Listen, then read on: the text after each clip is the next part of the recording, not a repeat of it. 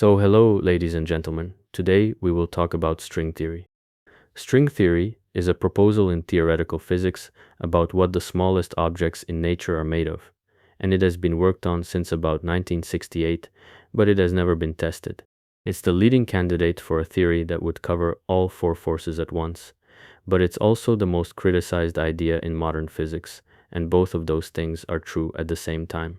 We will go through what it says, how the machinery works, where it came from, what it has produced, and what is wrong with it. Let's start with the central claim, because everything else in this lecture is built on top of it. The standard picture of matter says that everything is made of particles, and that those particles are points. An electron is a point, and a quark is a point, and a photon is a point, and a point has no size and no internal structure. The properties that a particle has, its mass and its electric charge and its spin, are simply attached to it, and there is no deeper explanation for why an electron has the mass it has. String theory replaces that point with a string, so the fundamental object is a one-dimensional string, extremely short, and it comes in exactly one kind. Either it is an open segment with two ends, or it is a closed loop with no ends at all, and that is the whole inventory of the theory. The string can vibrate, and it can vibrate in many different patterns, and the pattern determines what you see. A given vibration pattern carries a certain amount of energy and a certain amount of angular momentum, and when you look at that string from far enough away that you can't see its length, what you observe is a particle with a certain mass and a certain spin. Change the vibration pattern, and you change the mass and the spin, so you observe what looks like a different particle. So in this picture, the electron and the up quark and the photon are all the same object in different states of vibration. Take a guitar string as the example, since that is where the vocabulary comes from. One piece of wire, held at both ends, and depending on how you set it moving, you get different notes out of it. The notes are not separate objects, but the same wire sitting in a different state each time. String theory applies that idea to the whole particle list, and the sizes involved are very small. The characteristic length of a string is assumed to be around the Planck length, which is about 10 to the minus 35 meters. A proton is about 10 to the minus 15 meters across, so a string is smaller than a proton by a factor of about 10 to the 20th. Now, there is something else we need before we go any further, because there is one more piece of vocabulary that will keep coming back. A point particle moving through time traces out a path, and that path is a line. Physicists call it a world line, and it is a one-dimensional curve drawn through four-dimensional spacetime. A string has some length to it, so as it moves through time it doesn't trace out a line, but sweeps out a surface instead. An open string sweeps out a strip, and a closed string sweeps out a tube. That surface is called the world sheet, and the term was coined by Leonard Susskind as a direct extension of the world line.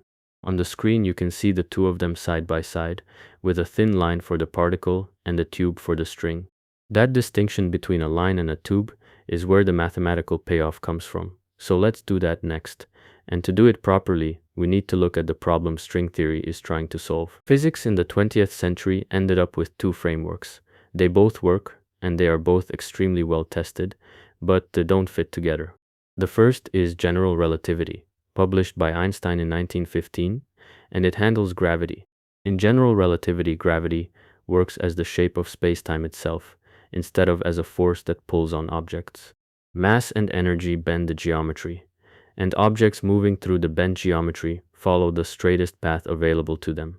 And what we call falling is what a straight path looks like in curved space.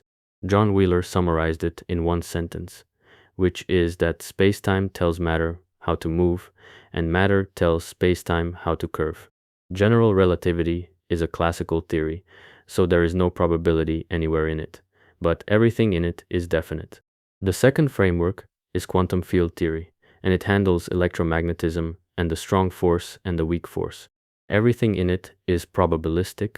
Particles are excitations in fields that fill space, and the calculations are performed on a fixed stage. You write down a spacetime, usually the flat spacetime of special relativity, and then you do quantum mechanics on top of it, and the stage itself does not move. So the two frameworks disagree about the most basic thing in them. In general relativity, the geometry is the thing that moves and bends and responds. In quantum field theory, the geometry is the fixed background you assume before you begin. General relativity has no fixed background at all, and the only physically meaningful content in it is the relationship between events. Quantum mechanics has needed a fixed background since it was invented, because time in quantum mechanics is a parameter that you supply, and states evolve through it. Now there is something sharper hiding inside that same conflict, and it goes as follows. In quantum field theory, on a fixed spacetime, two points are either separated in a way that lets them influence each other, or they aren't, and the theory uses that fact to keep everything local.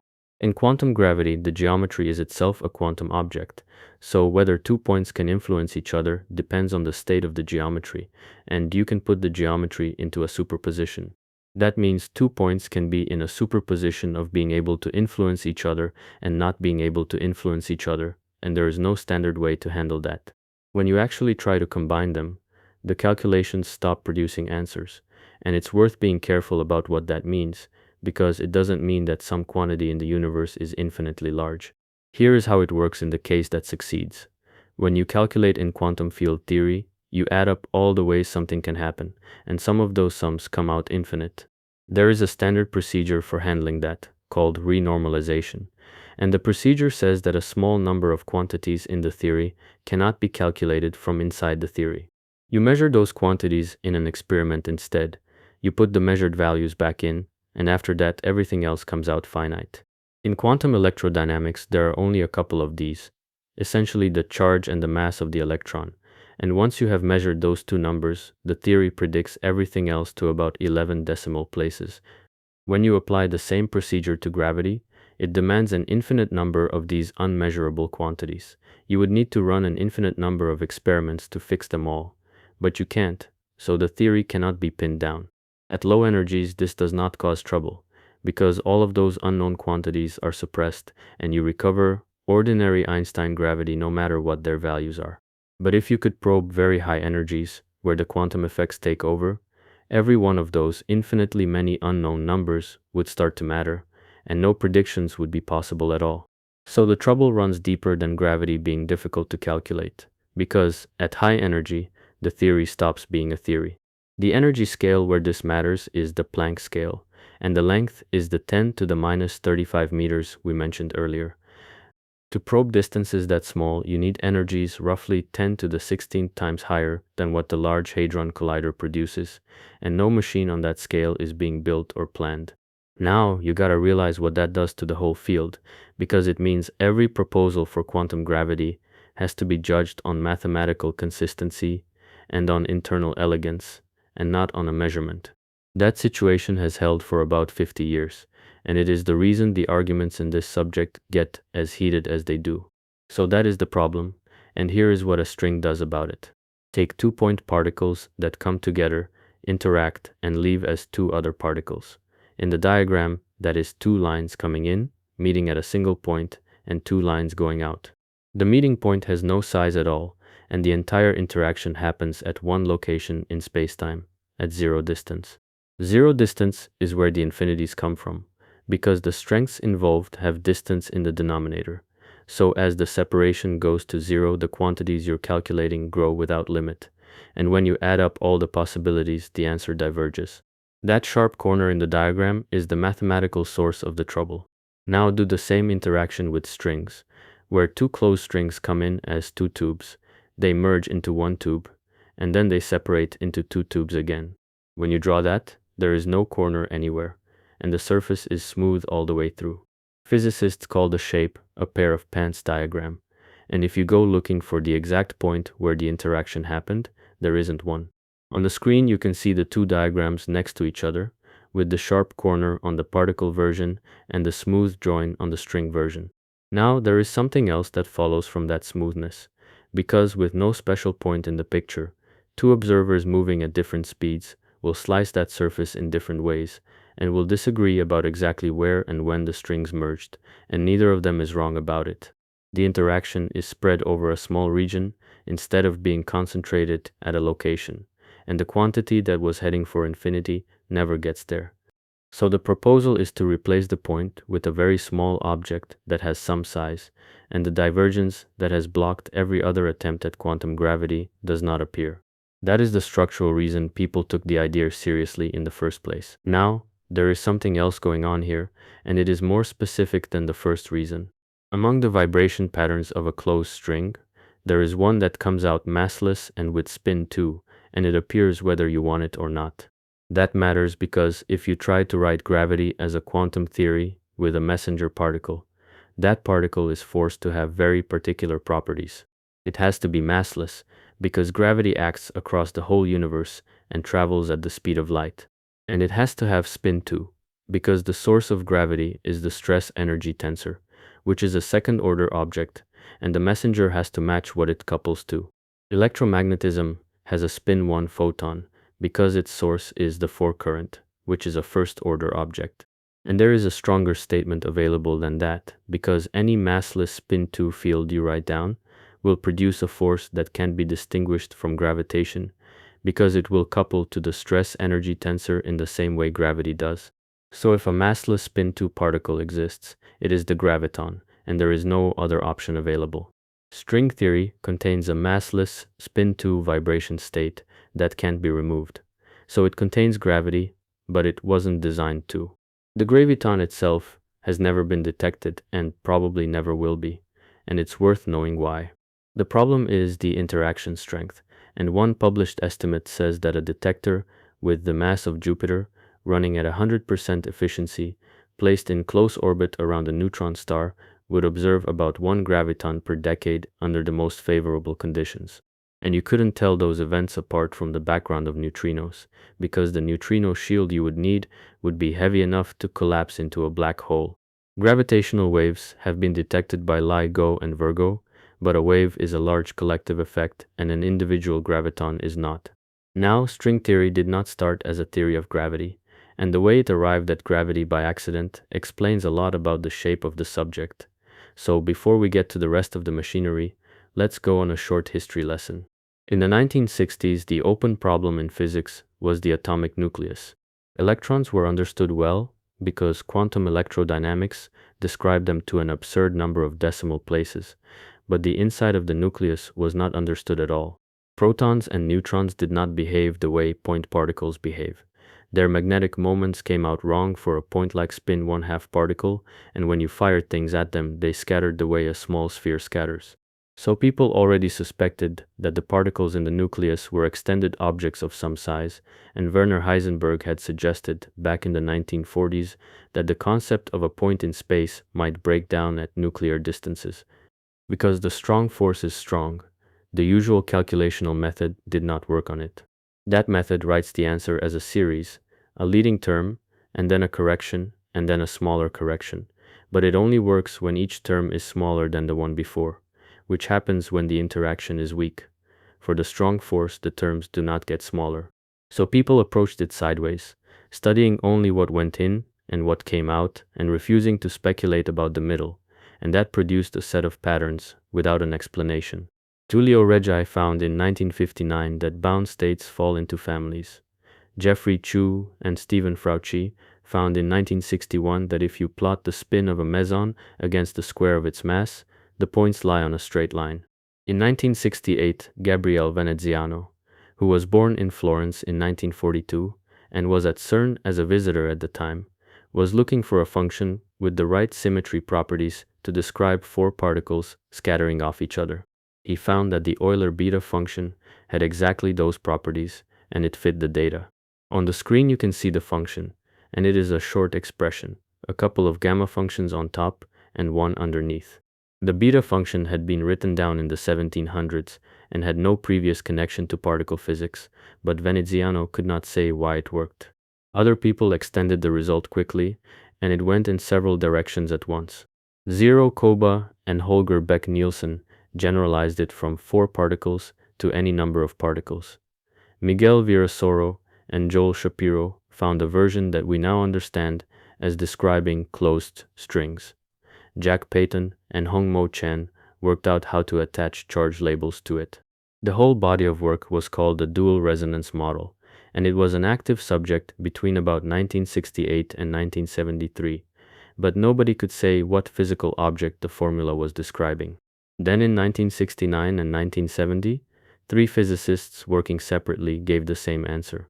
Yuichiro Nambu, Holger Beck-Nielsen, and Leonard Susskind each worked out that if you take a one-dimensional string, give it tension, let it vibrate, and then do the quantum mechanics of that object, the scattering amplitude that comes out is Veneziano's formula.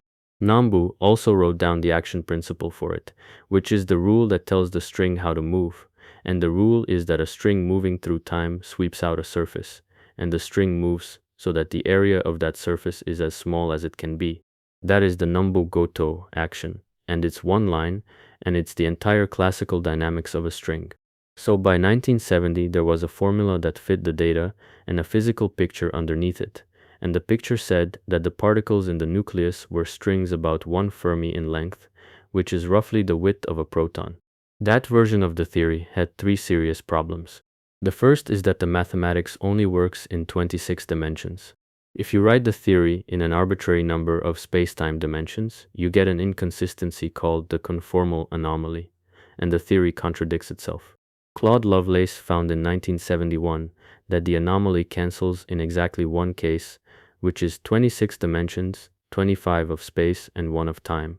Nobody chose that number, and it is what the equations require.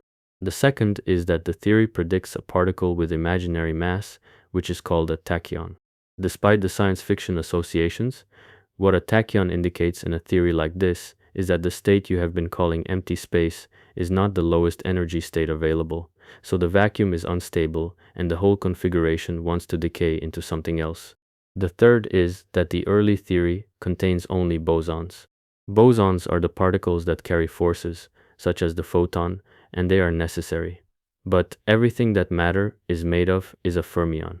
Electrons are fermions, and quarks are fermions, and bosonic string theory could not produce a single one of them, so it couldn't describe matter. While people were working on those problems, the strong force was solved by other means. Quantum chromodynamics arrived, built on quarks and on a property called asymptotic freedom, which David Gross, Frank Wilczek, and David Politzer worked out in 1973. And it explained the nucleus, and it made predictions that were confirmed, and it needed no extra dimensions and no imaginary masses. By 1973, the field had moved to quantum chromodynamics, and string theory had lost the subject it was built for. Now, there was something left over from all of that, which was the unwanted massless spin-2 vibration state. It wasn't in the nuclear data. There is no massless spin-2 particle in nuclear physics, and its presence was one of the reasons the theory kept disagreeing with experiments, so people had been trying to get rid of it for years. In 1974, John Schwartz and Joel Shirk, and independently Tamiaki Yonaya in Japan, looked at that state and matched its properties against the graviton, and they matched exactly. So instead of removing it, they proposed that the theory had been aimed at the wrong target for 6 years. The strings are far smaller than a proton, and the theory describes gravity. Almost nobody followed them at first, but Schwartz kept working on it for another 10 years, while most of the field ignored the subject, and for several years he was one of very few people treating string theory as a theory of quantum gravity. What changed that was 1984, when Michael Green and John Schwartz found that a class of mathematical inconsistencies called anomalies, which normally break a theory of this type, cancel out for one specific choice of gauge group, and that result is called the Green-Schwartz mechanism. Anomalies are a serious matter, because a chiral gauge theory with an uncancelled anomaly has its gauge symmetry broken by quantum effects and stops being consistent, so a theory that survives that test has passed something narrow. Hundreds of physicists moved into the field over the following 2 years, and that episode is called the first superstring revolution. In 1985, David Gross, Jeffrey Harvey, Emile Martinec, and Ryan Rohm found the heterotic string, and in the same year, Philip Candelas, Gary Horowitz, Andrew Strominger, and Edward Witten worked out the shape requirement for the extra dimensions, which we will get to shortly. Right, that is the history for now, and we can go back to the machinery. The matter problem, the tachyon problem, and the dimension problem all get addressed by one idea, which is supersymmetry. Every particle in nature is either a boson or a fermion. Bosons have whole number spin, and fermions have half-integer spin, and the two categories behave very differently. Fermions will not occupy the same quantum state as each other, which is why matter takes up space and why you don't sink through the floor. Bosons will happily occupy the same state as each other in unlimited numbers, which is how a laser works. Supersymmetry proposes that those two categories are related by a symmetry. For every boson, there is a partner fermion, and for every fermion, there is a partner boson, and the symmetry relates them the way a rotation relates one direction in space to another. The partners are called superpartners, and the naming convention puts an S in front of the fermion names and a nino on the end of the boson names, so the electron gets the selectron, the quarks gets quarks, the gluon gets the gluino, and the graviton gets the gravitino. Supersymmetry does three things for string theory at once. It puts fermions into the theory, which is the point of the exercise, so the theory can now contain electrons and quarks and can describe matter. It removes the tachyon, because there is a step called the GSO projection, worked out in 1977 by Ferdinando Gliozzi, Joel Shirk, and David Olive, which throws away the states responsible for the instability. And what comes out is the first family of consistent string theories with no tachyon in them. There is a general version of that statement, which is that any string theory without some form of supersymmetry will have a tachyon, and its vacuum will be unstable, and it will decay into a tachyon-free theory, usually one living in fewer dimensions. And it lowers the dimension count from 26 to 10, which John Schwartz worked out in 1972. The mechanism is the same anomaly cancellation as before, with the fermionic degrees of freedom now contributing to the count, and the number that comes out is 10. The result is called superstring theory, and it is what people mean today when they say string theory. The cost of supersymmetry is that it doubles the particle list. None of the particles we know can be the superpartner of any other particle we know, so every superpartner has to be a new particle, and not one of them has ever been observed. We will come back to that when we get to the criticism, because it is the closest thing string theory has had to a testable prediction. So the theory now needs 10 dimensions, and we observe 4, and that gap has to be dealt with. The first thing to understand is that the number is not adjustable. In 9 dimensions, superstring theory is mathematically inconsistent, and in 11 dimensions, it is mathematically inconsistent as well. The anomaly cancels at 10 and nowhere else. And everywhere else, the theory produces contradictions such as probabilities that don't add up correctly. So the theory determines its own dimension count, which is unusual, because no other theory in physics tells you how many dimensions there are.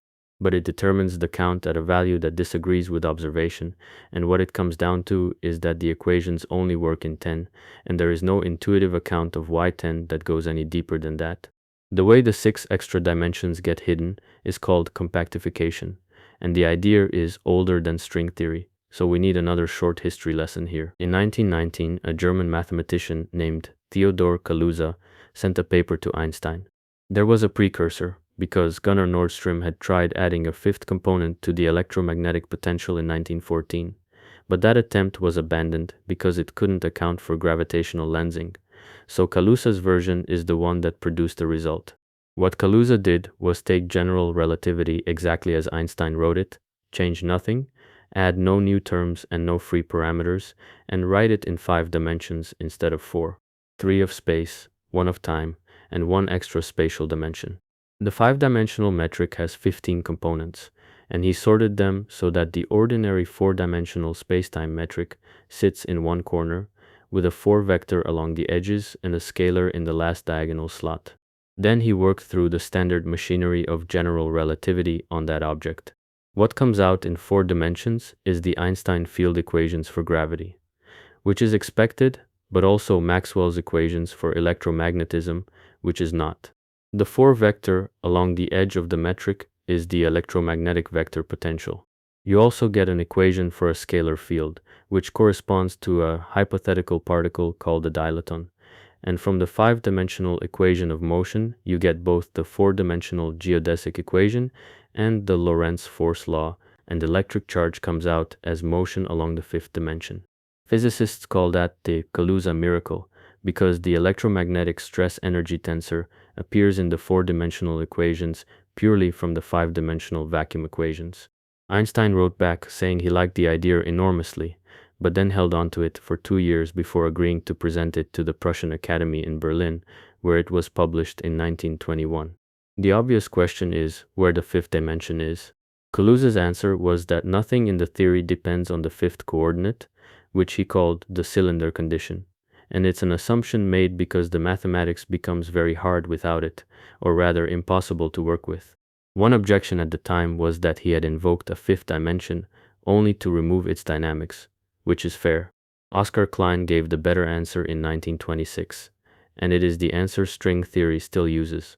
The extra dimension curls around on itself into a circle, and the circle is extremely small.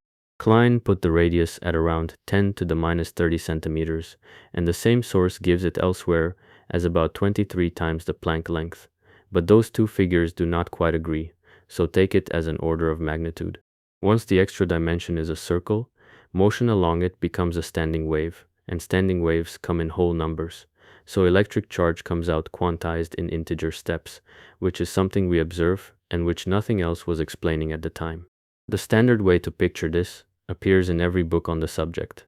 Take a garden hose and look at it from a long way away. It appears one-dimensional, it has a length, and a position along it is one number. Now walk up to it, and there is a second dimension going around the circumference, and an ant on the surface can crawl along the hose and also around it. The second dimension was always there, but it was too small to see from a distance, and that is the entire idea of compactification. Now, there is something that comes packaged with that idea, and it's called the Kaluza-Klein tower. If a compact dimension has radius r, then the standing waves in it have masses that come in integer steps, given by n times Planck's constant, divided by r times the speed of light. So, a small circle means a large mass gap, and every particle you know would come with a ladder of heavier copies above it, spaced by that amount, and those copies would be far too heavy to produce if the circle is as small as Klein said. Kaluza-Klein theory was dropped for two reasons, and the first shows up when you work out the equation of motion, because there is a term involving velocity along the fifth dimension, and for elementary particles that velocity comes out greater than 10 to the 20th times the speed of light, so that term should dominate everything, but it doesn't appear to do that.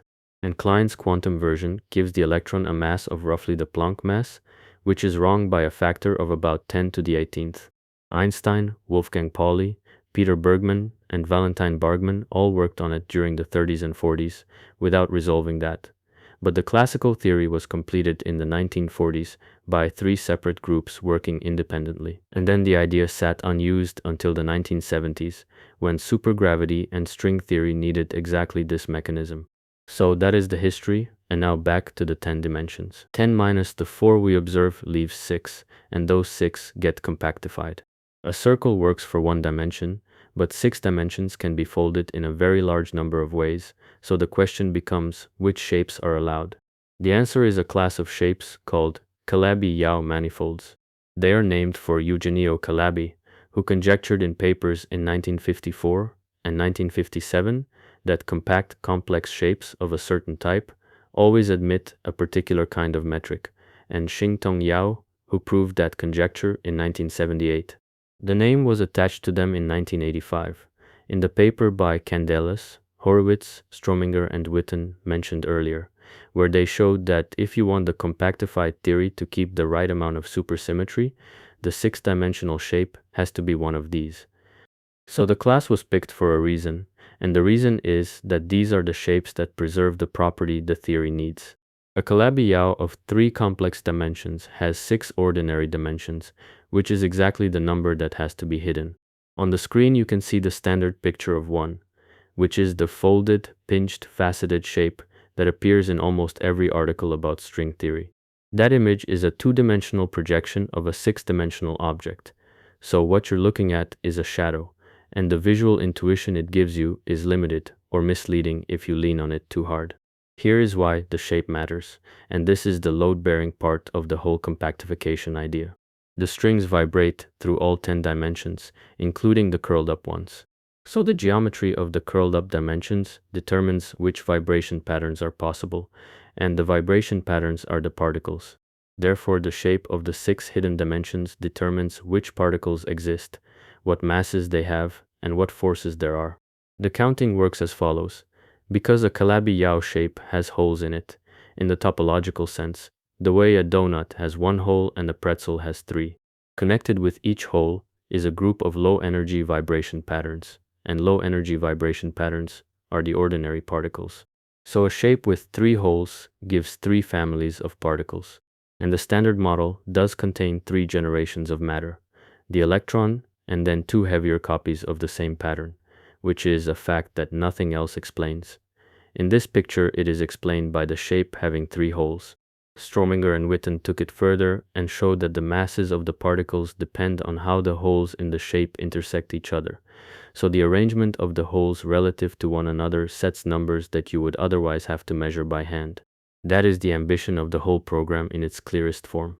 The arbitrary constants in the Standard Model would stop being arbitrary and would become facts about the geometry of a shape too small to see. Now you gotta realize that this works in both directions, because a different shape gives you a different universe. Every distinct way of curling up those 6 dimensions produces a different set of particles and forces. Nobody has found the shape that produces our universe, and nobody knows how many shapes there are. Yau suspects the number of families is finite, though much larger than he used to think, but Miles Reed has conjectured the opposite, that there are infinitely many topological types and that they can all be deformed continuously into one another. That question is open, and it turns into the central problem of the subject later in this lecture. There are 2 more pieces of machinery to cover, and both of them were worked out in the 1990s. The first is brains, and it starts from a small technical question about open strings. A closed string is a loop, and it needs nothing further said about it. An open string has 2 ends, and the equations of motion require you to state what those ends do. There are 2 options for each direction of space, because the end is either free to move through space-time or else pinned in place so that it cannot go anywhere at all.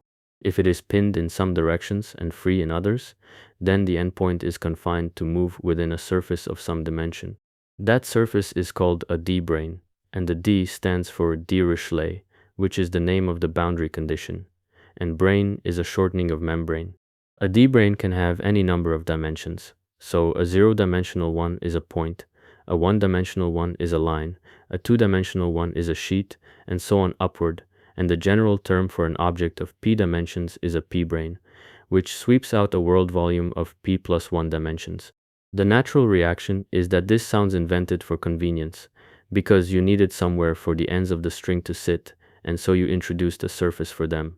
But it doesn't work out that way, because in 1989 Jin Dai, Robert Lee and Joseph Polchinski, and independently Petr Horava, showed that they can't be optional. Two-duality, which we will get to in a moment, exchanges the free boundary condition with the pinned one, so pinned conditions have to appear somewhere in any theory that has open strings in it. Then in 1995, Polchinski showed that D-branes are dynamical objects in their own right.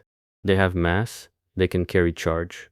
The open strings ending on them contain modes corresponding to the brane's own fluctuations, so the brane can wobble, and they propagate through spacetime according to quantum mechanics. He also showed that they are the sources of certain fields, called Raman fields, that string theory had required for years without anybody being able to say what produced them. D-branes also generate gauge theory, which is worth a paragraph because gauge theory is what all the forces in the Standard Model are built from. Strings stretched between branes carry labels saying which brane each end is attached to, and if you have a stack of branes sitting on top of each other, the massless modes of those strings form a gauge theory living on the stack. A single D-brane has a particle in its spectrum with the properties of a photon, obeying the direct counterpart of Maxwell's equations restricted to that surface, and a stack of n coincident branes gives a U of n gauge theory. So electromagnetism appears a second time out of the structure, having already appeared once in Kaluza's 5-dimensional metric. Now, there is something else buried in that picture, which is a distance, because a string stretched between 2 separated branes cannot be shorter than the gap between them, and stretching costs energy, and energy is mass. The separation between 2 D-branes sets the minimum mass of the strings connecting them. So geometry becomes mass again, in a second way. Out of all this comes an idea called the brane world scenario. Suppose the entire visible universe is a D-brane, a three-dimensional surface sitting inside a larger space. Everything material is built from open strings, and open strings have ends, and those ends are attached to the brane, so matter is confined to the surface and cannot move off it. Gravitons are closed loops, and closed loops have no ends, so they aren't attached to anything, but can travel off the brane into the larger space. That would give an answer to a question nothing else answers, which is why gravity is so much weaker than the other three forces, and the answer would be that most of it isn't here. The current observational status of that is that measurements of the gravitational wave event GW170817 have gone against the version where gravity leaks into higher dimensions, and the waves appear to propagate in the 4 dimensions we have. The second piece of machinery is dualities, and this one reorganized the whole subject. A duality is a situation where two descriptions that look completely different turn out to describe the same physics. The word same is meant strictly there, because there is a dictionary that translates every quantity in one description into a quantity in the other, and the predictions are identical for every experiment you could run. The first kind is T-duality, and to see how it works, take a dimension curled into a circle of radius r. A particle moving around that circle has quantized momentum, and its energy contribution goes as 1 over r. So a large circle gives many closely spaced momentum states, and a small circle gives few. A string can do something a particle cannot, because a string can wrap around the circle. The number of times it wraps is called the winding number, and wrapping costs energy because the string is stretched against its own tension, and that energy goes as r, so a large circle makes winding expensive, and a small circle makes it cheap. Momentum contributions go as 1 over r, and winding contributions go as r. And if you take a theory on a circle of radius r and a theory on a circle of radius 1 over r, and you swap the momentum numbers with the winding numbers, the equations are unchanged. The two theories are the same theory, and no experiment could tell you which one you were in, or even that there were two of them. The consequence is that a very large circle and a very small circle are the same description read two ways, which means the idea that geometry has a definite meaning at very short distances does not survive. T-duality was first noticed by Balasatiepalan in 1987, but in a paper that wasn't widely read at the time. The second kind is S-duality, which relates strong coupling to weak coupling. Every force has a coupling constant that says how strongly it acts, and the series method described earlier only works when the coupling is less than 1. Because otherwise the higher terms grow instead of shrinking, and the answer is meaningless. S-duality says that a theory with coupling G is equivalent to a theory with coupling 1 over G. So a strongly coupled theory that you can't compute anything in is the same as a weakly coupled theory where you can compute, and you do the work in the easy description and translate the answers back. Type 2b string theory is S-dual to itself, and type I is S-dual to one of the heterotic theories. In string theory, the coupling is not a fixed number because it depends on the dilaton field, and so swapping strong for weak amounts to flipping the sign of that field. Now, there is something that should be said plainly about S-duality, which is that it has never been proven, even to the level of rigor physicists usually accept, so it remains a conjecture, but most people working in the field believe it anyway. The general effect of all this duality work is that string theory kept turning out to have fewer distinct answers than it looked like it had. Two theories that appeared to be competitors would turn out to be one theory viewed from two directions, and that pattern repeated through the early 1990s. By about 1994, there were 5 separate superstring theories on the table: type I, type 2a, type 2b, and 2 heterotic theories, one with the gauge group SO32 and one with E8 times E8. All 5 were mathematically consistent. All 5 required 10 dimensions, and all 5 were candidates for the same job. Type I contains both open and closed strings, but the other 4 contain only closed strings at the perturbative level. The working assumption was that one of them was the correct description of nature, and the other 4 were mathematical curiosities, and the task was to work out which. That assumption got dismantled in 1995, and this needs a short history lesson too, because of who did it and how. In March of 1995, there was a conference at the University of Southern California called Strings 95, and Edward Witten gave a talk. Witten was born in Baltimore in 1951, and his path into physics is unusual. His father was a theoretical physicist working on general relativity, and Witten took his undergraduate degree at Brandeis in history with a minor in linguistics. He wanted to be a journalist, or at least he seemed headed that way, because he published pieces in the New Republic and The Nation in the late 1960s, and in 1972 he spent 6 months working on George McGovern's presidential campaign. He then went to the University of Michigan as a graduate student in economics and left after 1 semester.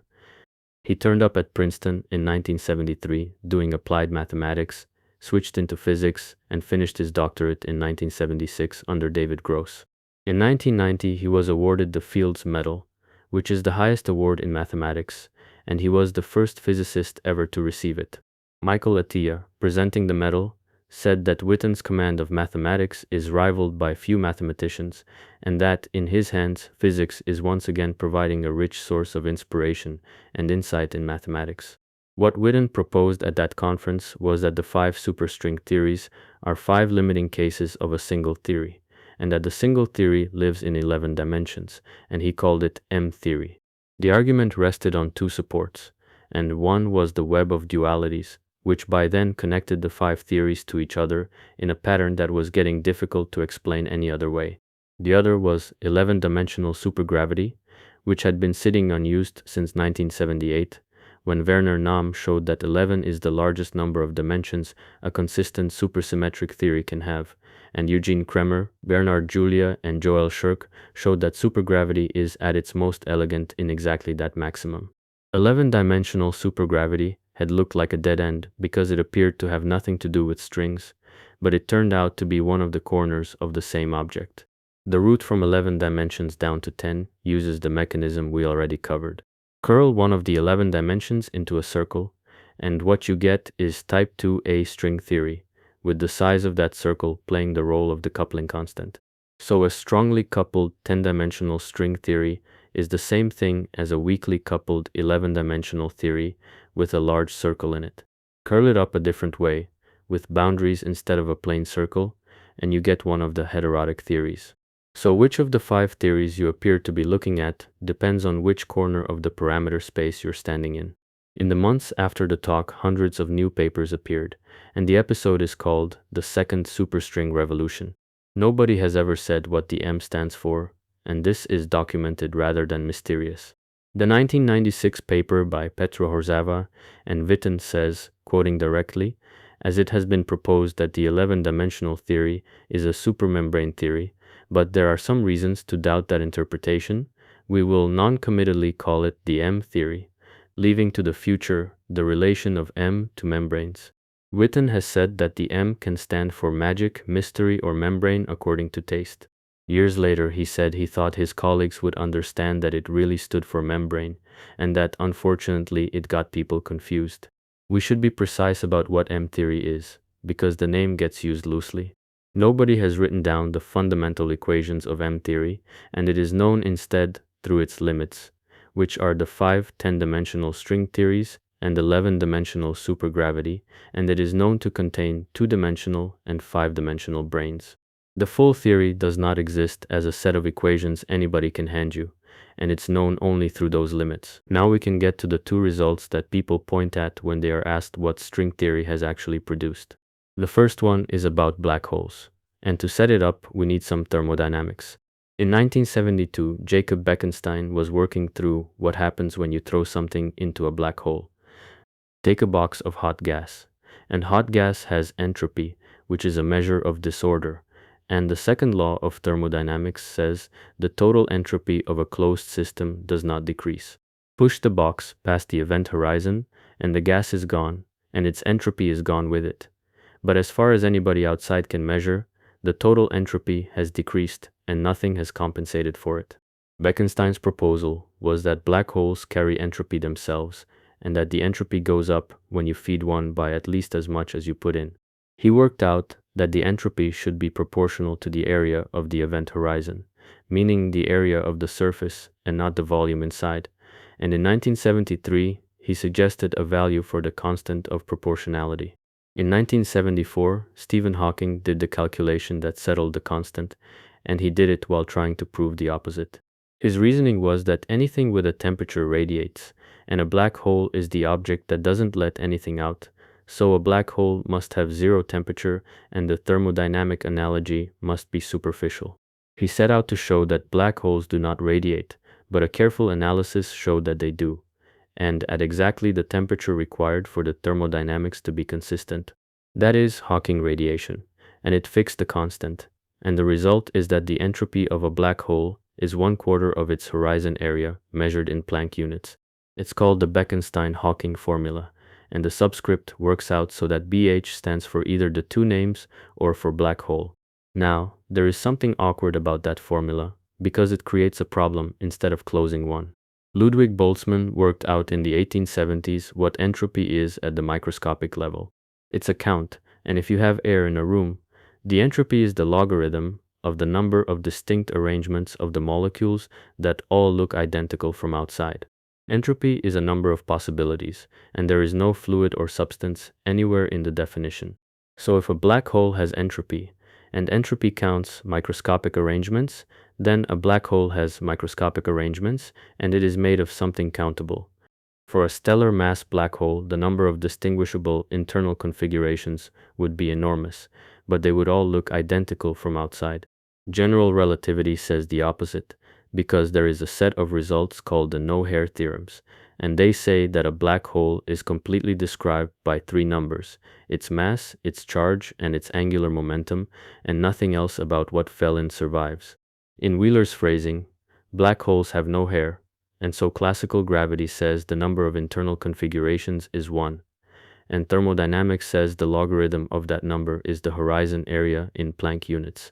That contradiction stood for about 20 years, because nobody could produce a controlled calculation of black hole entropy from counting states, and that was because nobody could say what the states were. Andrew Strominger and Kamran Vafa did the calculation in the middle of the 1990s. The source used here dates it to 1995, but the commonly cited paper is dated 1996, so take it as the middle of the decade. What they did was take a particular kind of black hole, build it out of d-branes, and count. D-branes carry mass and charge, so if you specify the mass and charge of the black hole you want, there is a definite finite number of ways to arrange a collection of d-branes to produce it, and that is a counting problem in mathematics.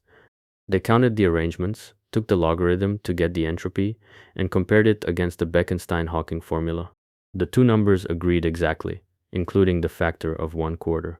So a formula derived in the 1970s from thermodynamics and general relativity, with no quantum theory of gravity behind it, was reproduced 2 decades later by counting configurations of objects that didn't exist as a concept when the formula was written, and those are two independent roots to the same number.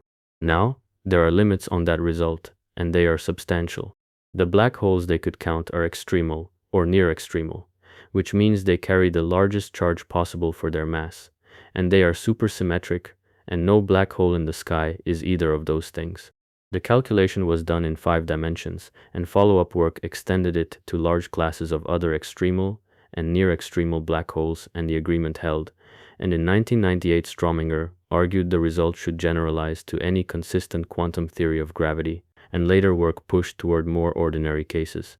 But for the plain Schwarzschild black hole, the uncharged non-rotating kind that forms when a star collapses, the relationship between the microscopic states and the macroscopic object has not been worked out.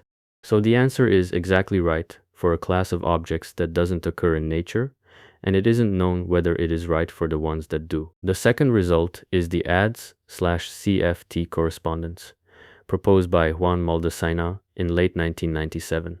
The claim is that a theory with gravity in it, living inside a volume of spacetime, is completely equivalent to a theory without gravity, living on the boundary of that volume, in one dimension fewer.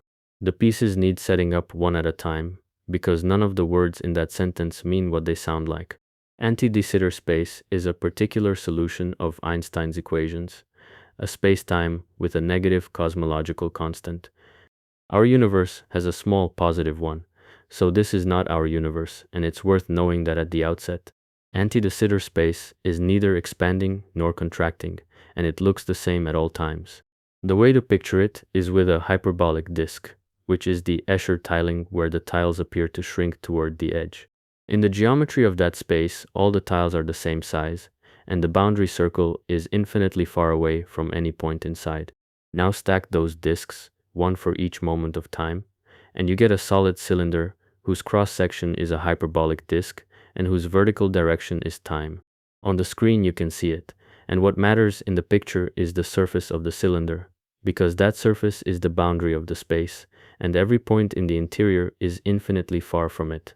A conformal field theory is a symmetric and mathematically well-behaved kind of quantum field theory.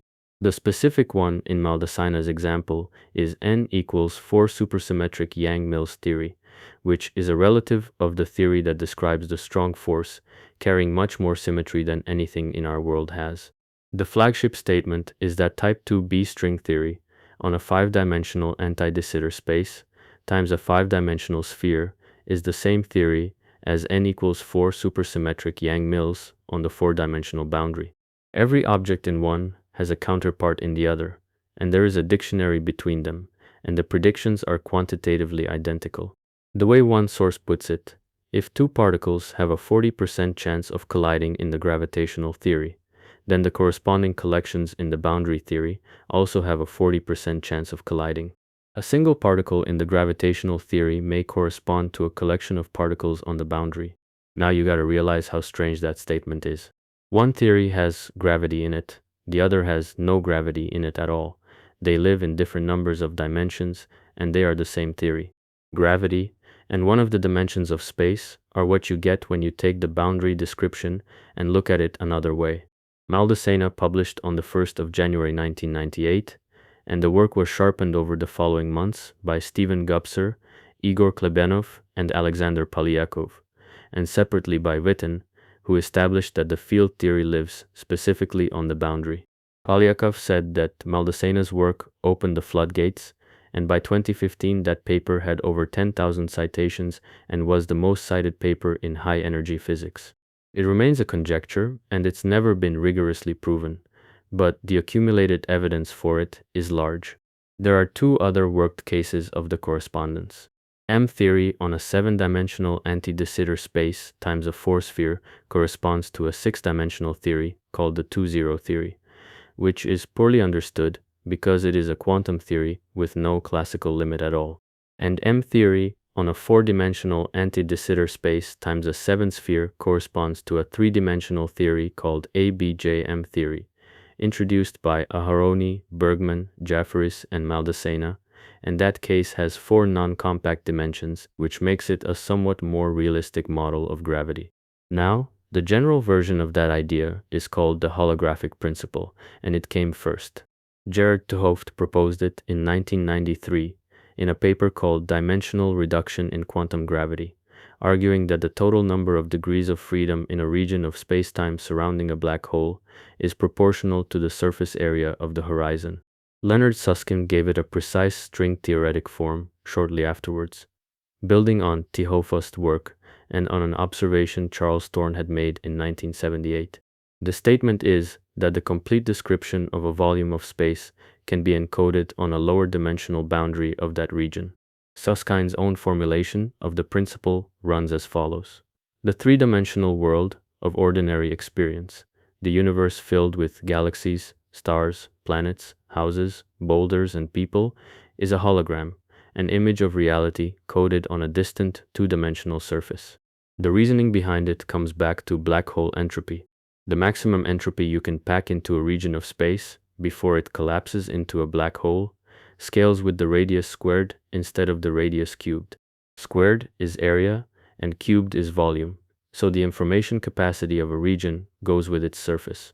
That upper limit is called the Bekenstein bound, and the fact that black hole entropy sits exactly at that bound is what led to the holographic principle in the first place. One consequence of that, and a fairly concrete one, is that matter cannot be subdivided infinitely many times, because infinite subdivision would mean infinite degrees of freedom in a finite volume, and the bound forbids it. Attempts to test holography directly have not worked so far. Craig Hogan at Fermilab argued that the principle implies quantum fluctuations in position, which would show up as a kind of noise in gravitational wave detectors, particularly at GO 600.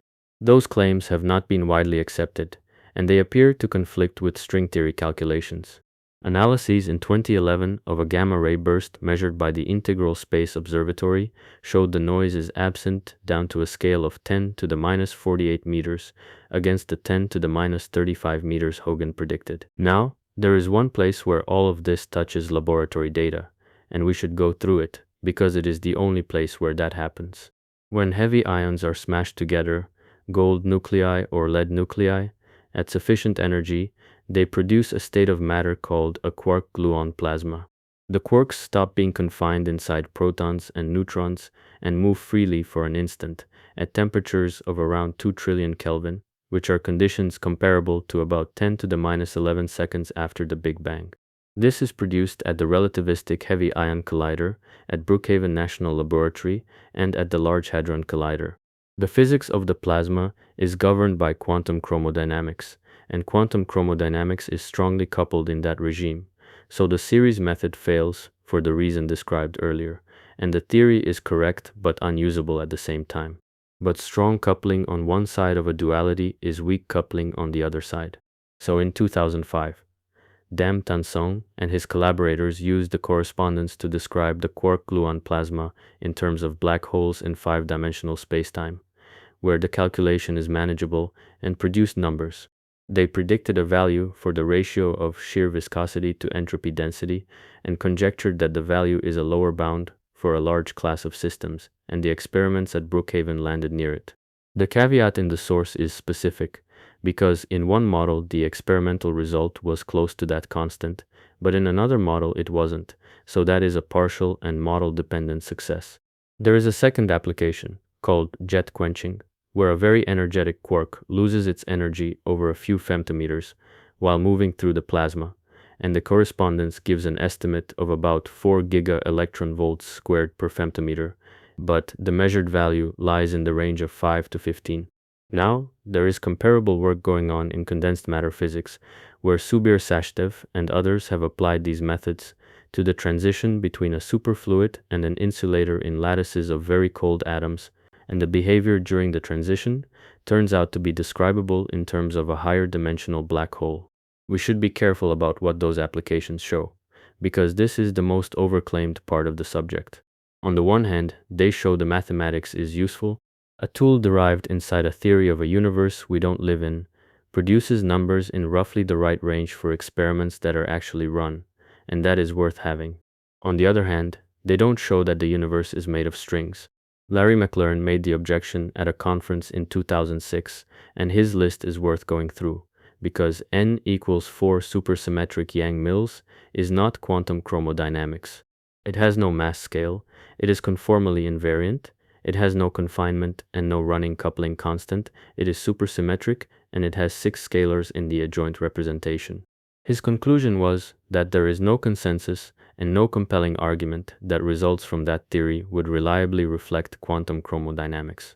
Philip Anderson made an equivalent objection on the condensed matter side, pointing out that the letters CFT stand for conformal field theory, and that condensed matter problems are in general neither relativistic nor conformal. So it is a calculational bridge that works better than there is any obvious reason for it to, and that is a fact about the mathematics instead of a fact about nature. And the same applies to this whole section, because the 5 theories being one theory is a mathematical statement, the black hole entropy match is a mathematical statement, and the holographic correspondence is a mathematical statement that hasn't been proven. None of them is an experiment performed on a string, and there hasn't been one of those. So now we come to the problem that has dominated arguments about string theory for the last 20 years, and it grows directly out of the compactification machinery covered earlier. The good version of compactification says that the shape of the 6 hidden dimensions fixes the particles and the forces, so finding the right shape would explain the constants of nature. That works as long as there aren't too many shapes to choose from, but there are. Each way of curling up the extra dimensions gives a different vacuum state, which is the technical term for a possible universe with its own collection of particles and forces. The figure usually given for the number of them is around 10 to the 500, which is a 1 followed by 500 zeros.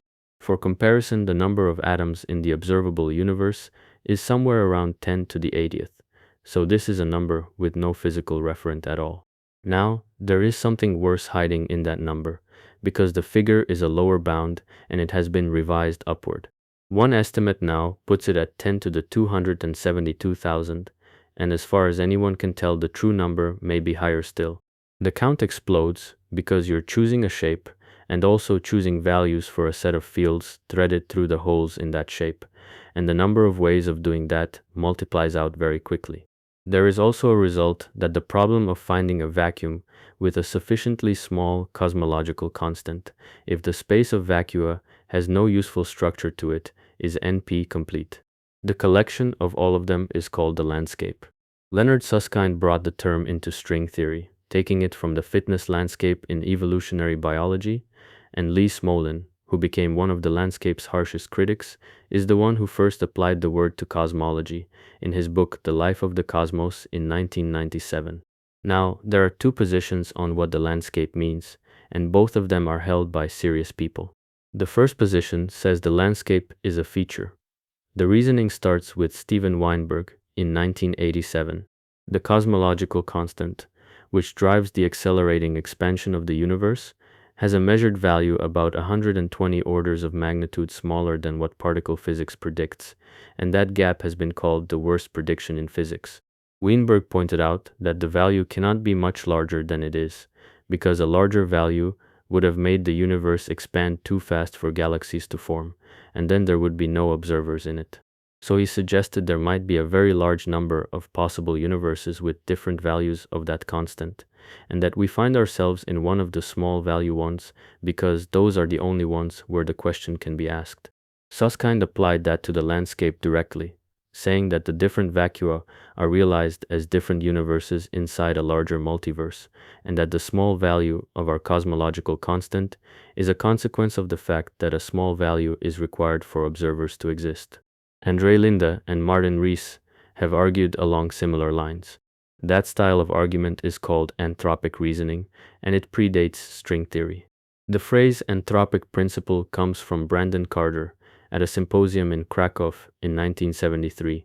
The weak version says that our location in the universe, in space and in time, is necessarily privileged to the extent of being compatible with our existence as observers. Roger Penrose gave a clear, plain statement of it, which is that if the conditions were not right, we wouldn't have found ourselves here now, and we would have found ourselves somewhere else at some other time, so the coincidence has to hold. The strong version says the universe must be such as to admit the creation of observers within it at some stage, and Carter's own gloss on that is that it is close to a truism. The second position says the landscape is the sound of a theory failing. Peter Voigt is a mathematician at Columbia University, and he published a book in 2006 called Not Even Wrong. The title comes from a Wolfgang Pauli insult, because Pauli was shown a paper by a young physicist and said, sadly, it isn't even wrong, meaning it was so badly formed that there was nothing there to check. Voigt uses the phrase to mean unfalsifiable, and his argument on the landscape reads as follows, quoting directly. The possible existence of, say, 10 to the 500 consistent different vacuum states for superstring theory probably destroys the hope of using the theory to predict anything. If one picks among this large set just those states whose properties agree with present experimental observations, it is likely there still will be such a large number of these that one can get just about whatever value one wants for the results of any new observation. So a theory that can accommodate almost any observation ends up describing whatever it is told to describe after the fact. On anthropic reasoning specifically, Voigt says it is nothing more than an excuse for failure, and that speculative scientific ideas fail when they make incorrect predictions, and they also fail when they turn out to be vacuous and incapable of predicting anything. Smolin made a related objection in a sharper form, saying that the scenario of many unobserved universes plays the same logical role as the scenario of an intelligent designer, because each of them provides an untestable hypothesis that, if true, makes something improbable seem quite probable. This is a live disagreement between working physicists rather than a settled question. Weinberg regarded the anthropic move as a turning point in modern science, but David Gross regards the landscape idea as unscientific, unfalsifiable, or premature. Both of them have Nobel Prizes, and neither has been shown to be wrong, because there is no experiment that would show it. Now let's go through the criticism at full strength, because there are 4 separate lines of attack, and they aren't the same argument in 4 costumes. The first is the one just covered, which is that there are too many vacua and therefore no predictions. The second is technical, and it belongs to Smolin. General relativity taught us that spacetime takes part in the physics instead of sitting behind it as a stage, and the theory of gravity ought to be background independent, which means it should not privilege any particular spacetime geometry from the start.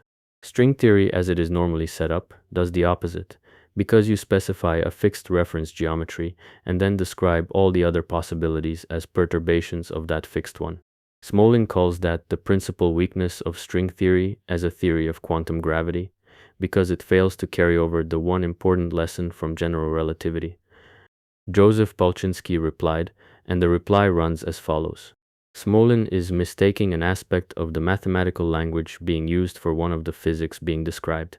New physical theories are often discovered using a mathematical language that isn't the most suitable for them, and in string theory it has always been clear that the physics is background independent even if the language is not, and the search for a more suitable language continues. And he pointed at the holographic correspondence as a solution to the problem, one that is unexpected and powerful. Smolin's counter is that the correspondence as currently understood may not be strong enough to settle the concern because it works for spacetimes with a particular kind of boundary. Polchinski agrees that developing holographic descriptions of gravity that don't require the asymptotically anti-de Sitter condition is an important open problem. That exchange has not been resolved, and it is a disagreement about the physics between two people who both know the physics. The third line is about the sociology of the field, and the strongest version of it comes from inside. David Gross, in an interview in 1987, was asked why string theory had become so popular, and his answer runs as follows. The most important reason is that there are no other good ideas around. That's what gets most people into it. When people started to get interested in string theory, they didn't know anything about it. In fact, the first reaction of most people is that the theory is extremely ugly and unpleasant. So I think the real reason why people have got attracted by it is because there is no other game in town. All other approaches of constructing grand unified theories have failed, and this game hasn't failed yet. That is a Nobel laureate and a leading string theorist speaking in 1987. Voigt's version of the same point is harsher, because it aims at the money, arguing that the popularity of the field is partly a consequence of the financial structure of academia and the competition for scarce resources. Penrose made a version about communication, saying that the frantic competitiveness that ease of communication engenders leads to bandwagon effects, where researchers fear to be left behind if they don't join in, and adding that the technical difficulty of modern physics forces young scientists to rely on the preferences of established researchers rather than forging new paths of their own. The fourth line is the experiment, and this is where the supersymmetry question from earlier gets settled as far as it can be. Supersymmetry was the testable part of the whole package, because it's testable at collider energies instead of at the Planck scale, which is hopeless. And that matters because there were good theoretical reasons to expect the lightest superpartners not far above the masses already reachable. Supersymmetry solves the hierarchy problem best when the superpartners are nearby, and it also makes the 3-gauge couplings converge at around 10 to the 16th giga-electron volts, and it supplies a dark matter candidate in the lightest neutralino. Before the Large Hadron Collider turned on, the FITS people were running pointed at squarks and gluinos, most likely in the range of 500 to 800 giga-electron volts, with values up to 2.5 tera-electron volts allowed at low probability, and the lightest neutralino and the lightest tau expected somewhere between 100 and 150 giga-electron volts. The Large Hadron Collider has been running since 2010. It found the Higgs at about 125 giga-electron volts, but it has found no superpartners at any mass it can reach, and the exclusion limits keep rising, with TOPS quarks now excluded up to a few tera electron volts. Ben Alanak at Cambridge has said that if no new particles appear in the next run, supersymmetry is unlikely to be found at CERN in the foreseeable future. Michael Schiffman, who was formerly an enthusiast, has urged the theoretical community to search for new ideas and to accept that supersymmetry has failed as a description of particle physics. Many physicists have moved away from supersymmetry and string theory entirely because of the non-detection. Now, there are two caveats that belong on that, because supersymmetry could exist at energies above what we can reach, and string theory does not strictly require it to sit at collider scale, so the null result kills the attractive version of the idea rather than the idea itself. And there is a counter-argument from the landscape, called stringy naturalness, which says that when you look at the statistics across the landscape, the probability distribution for the Higgs mass peaks around 125 giga-electron volts, which is the measured value, while the superpartners tend to sit well beyond current search limits. That is either a striking success or a demonstration of exactly the complaint Voigt was making, which is that the theory can explain the absence of the thing it predicted. The main alternative to string theory is loop quantum gravity, and it deserves a paragraph. Instead of introducing new objects, it takes Einstein's geometric description seriously and quantizes the geometry itself. The result is that space comes in discrete pieces, because the operators representing area and volume turn out to have discrete spectra, the same way energy levels do, so there are elementary quanta of space.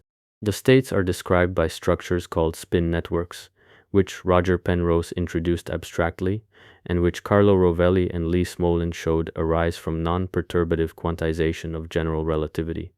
Rovelli and Smolin showed the discreteness in 1994.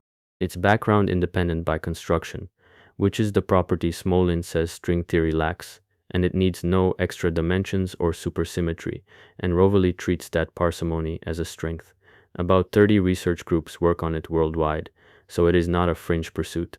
Its problems are severe as well, because no six-amical limit recovering ordinary general relativity has been shown to exist, so it hasn't yet reproduced the predictions general relativity already makes. It has nothing to say about the fermions, meaning about matter, and there is no observation for which it makes a prediction that the standard model and general relativity do not already make. String theorists point out that their theory demonstrably reproduces general relativity and quantum field theory in the appropriate limits, which loop quantum gravity has struggled to do. So the main alternative has its own version of the same disease. Now, there is one more thing to cover, and it is the part of all this work that stands regardless of how the physics turns out, because it is mathematics. Mirror symmetry is the clearest case, and in the late 1980s it was noticed that a Calabi-Yau shape does not uniquely determine the physics, because there are pairs of completely different looking Calabi-Yau shapes that produce identical physics, and such pairs are called mirrors. Andrew Strominger, Xingtang Yao, and Eric Zaslow proposed in 1996 that mirror symmetry can be understood by cutting a Calabi-Yau into simpler pieces and applying T-duality to them, which ties it back to the duality machinery covered earlier. And as a computational tool, it solved problems that mathematicians had been stuck on for a century. Here is the example that shows the scale of it, because there is a classical question in algebraic geometry about counting curves on a surface. In the 19th century, Cayley and Salmon worked out that a cubic surface contains exactly 27 straight lines. Hermann Schubert did the next case and found 2,875 lines on a quintic Calabi-Yau. In 1986, Sheldon Katz counted the degree 2 curves and got 609,250. The degree 3 count was out of reach, but then in May of 1991, Philip Candelas, Zinnia de la Osa, Paul Green, and Linda Parks used mirror symmetry to compute it, and the answer is 317,206,375. Then there is monstrous moonshine, which comes out of a very large object in group theory called the monster group, with more than 10 to the 53rd elements, which the source describes as more than 1,000 times the number of atoms in the Earth. In the late 1970s, John McKay and John Thomson noticed that numbers attached to the monster kept appearing in an unrelated area of number theory, and John Conway and Simon Norton named the phenomenon monstrous moonshine because the connection looked absurd. But Richard Borcherds proved it in 1992 using string theory, and won the Fields Medal for that work in 1998. Later work by Iguchi, Ogori, and Tachikawa in 2010 connected another group to string theory, and that line of work is called umbral moonshine. Those results are proved, and they don't depend on whether the universe is made of strings, and they aren't going anywhere. So that is string theory, and here is the summary. It says the fundamental objects are one-dimensional strings, and that one kind of string vibrating in different patterns produces every particle in the list. Its central technical advantage is that replacing the point with an object of finite size removes the divergence that has blocked every other attempt to quantize gravity, and it does that structurally instead of by adjustment. It contains a massless spin 2 state that has to be the graviton, so it contains gravity whether or not anyone wanted it to, and there is no way to take it back out. It requires 10 dimensions, and the 6 extra ones have to be curled up into a shape, and the shape determines the physics. But nobody knows which shape corresponds to our universe, and the number of candidate shapes is somewhere above 10 to the 500, or possibly far above that, which is the reason it has trouble predicting anything. It has produced one exact result, the black hole entropy count, for a class of black holes that doesn't occur in nature. It has produced a duality that gets used as a calculation tool on nuclear physics data with partial success. It has produced proved theorems in geometry and group theory, but in 58 years it hasn't been tested as a description of nature, and the one part of it that was supposed to be checkable has been searched for by the largest machine ever built for 15 years without being found. Whether it is true is not known, and the disagreement about it runs between people who all know the mathematics, and the situation is unlikely to change until somebody either finds a way to test it or finds a better idea.